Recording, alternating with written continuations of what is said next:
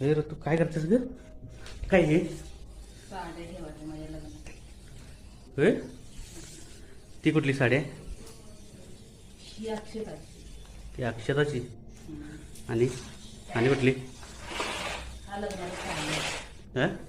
लग्नाचा शालू आहे. लग्नाचा शाळा आहे काय? शालू. शालू. कसा वाटला शालू? हा? एवढं काही खास नाही. कसं नाही वे? हा? मला काय आवडलं नाही. आवडला नाही? हा?